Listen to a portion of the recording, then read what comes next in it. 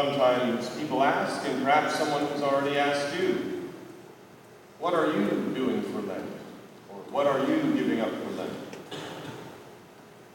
Whatever we decide to give up for Lent, or perhaps whatever we decide to take up for Lent, some charitable work, perhaps we'll decide to pray more, reading 5 or 10 minutes of Scripture a day, and making a visit to Jesus in the Blessed Sacrament, spending more time with the greatest friend we could ever have. But whatever we decide to do or give up, all of it should be to help us give up one thing during Lent: sin. We have come here today to acknowledge that we are sinners. And I would claim myself as the foremost amongst sinners as I speak to you humbly today. We want to clean up our lives during Lent. We want to leave sin behind and grow closer to the Lord. We want a change of heart. The book of Ezekiel says to change our stony hearts into hearts of flesh. And so the ashes today that we will receive are a vivid reminder that we are sinners, and also of our mortal nature. We're fashioned from the dust, and we review the prayer, the dust we shall return. One day we will die. And so ashes are a symbol of this passing world. And when we give things up or do things extra, it's to remind us that this world is passing, and that the greatest thing we can have is our relationship with Jesus Christ. Food is important, but Jesus is more important. Social media can be used for very good things, but God is more important. So I can give up things that are good and lawful, so that when I am tempted, I would be trained and ready to give up those things that are unlawful. That is one of the great benefits of Lent, the training, exercise of our will, the strengthening of our will. By giving up lawful things, good things, we'll be trained and ready to give up those things that are unlawful, that are sinful. Dust and ashes are signs we see all throughout the sacred scriptures.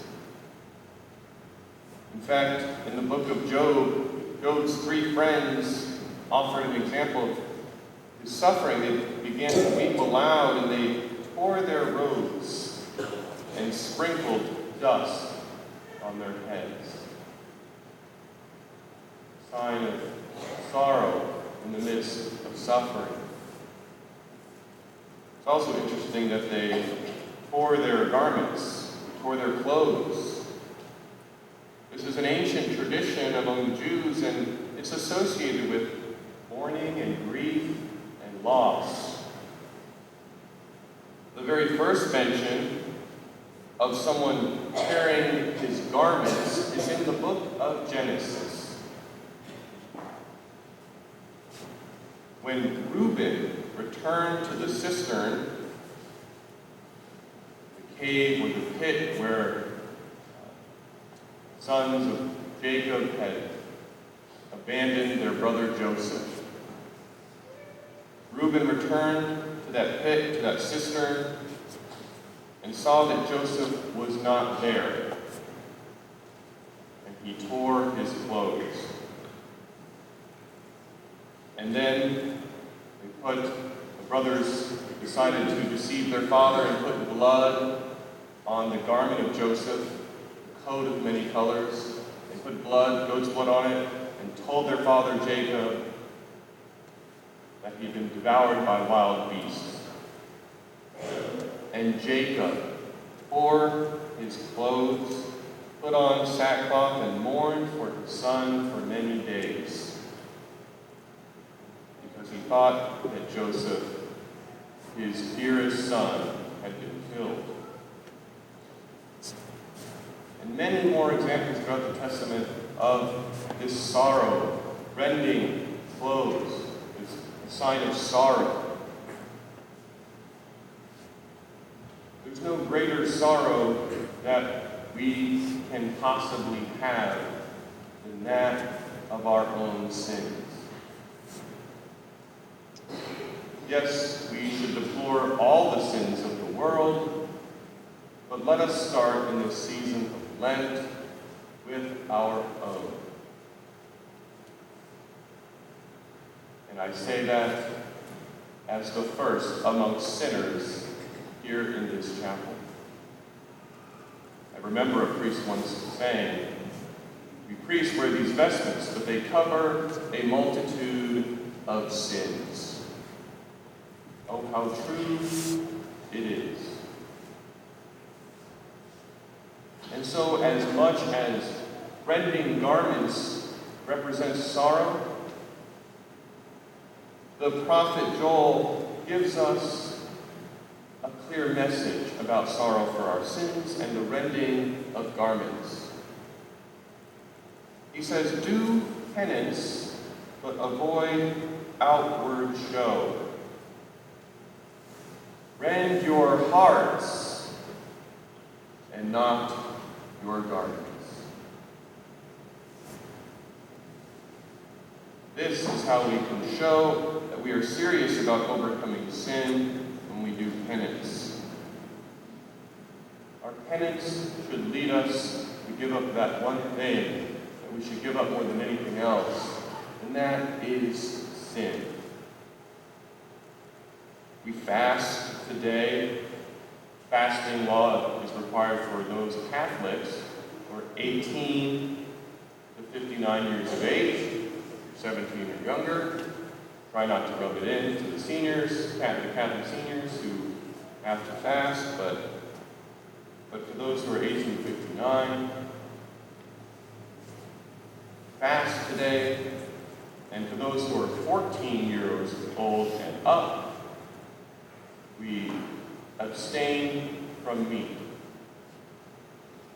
So there's no limit, obviously the normal limits of prudence on how much you eat. Eating not too much anytime is a bad thing, but to abstain from meat on this day. So the days of fasting and abstinence are Ash Wednesday and Good Friday, and then each Friday in Lent is a day of abstinence from meat.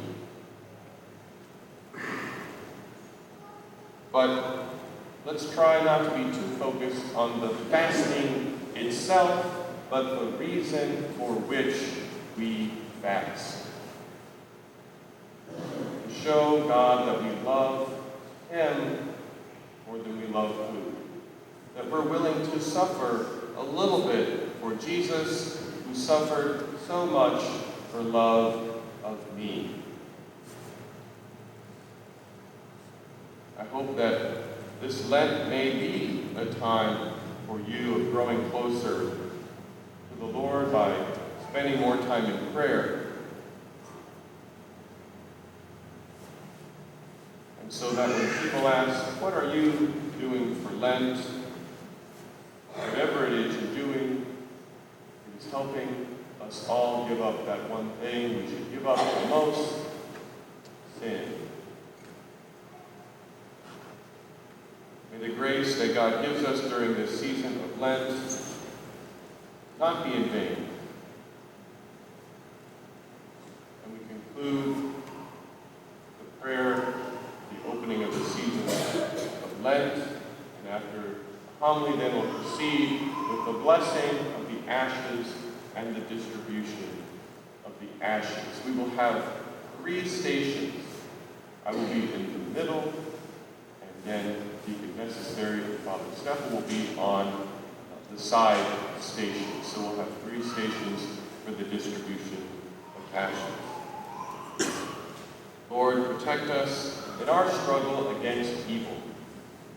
As we begin the discipline of Lent, make this season holy. Make us love you more. Help us to give up sin through our self-denial.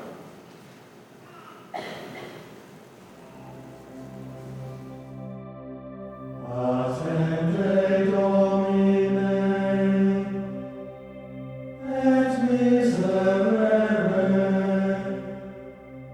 quia peccavimus tibi. Attende Domine, et miserere,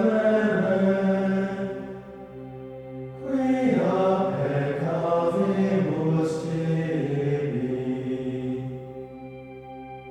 Ad te resume, omnium redemptor, oculos nostros, sublevamus flentes, exaudi Christe.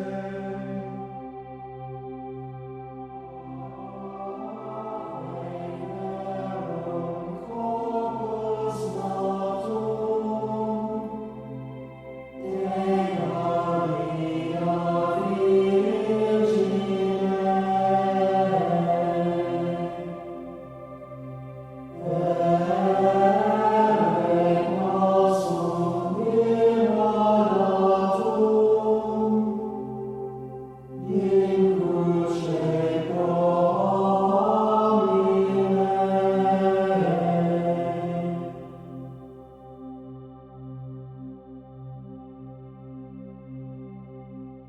What does Lent mean to you?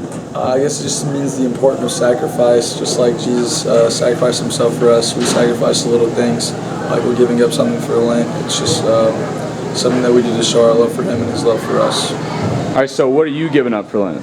Social media. Nice. Ms. Manley, how are you preparing for Lent?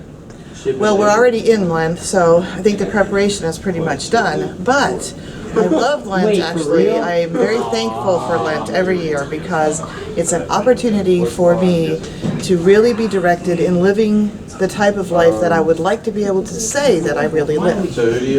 Thank you. Being a non-Catholic, how does Lent affect you? Lent helps me to grow closer to God and to focus on Him instead of my selfish desires. And what are you giving up for Lent? I'm giving up soda and unhealthy foods, or trying to. Thank you. Good luck. So, Ms. Cunningham, in this Lenten season, what does Lent mean to you? Lent gives me a time to refocus on my faith, to kind of start anew, to go back to my priorities and what truly matters in my life.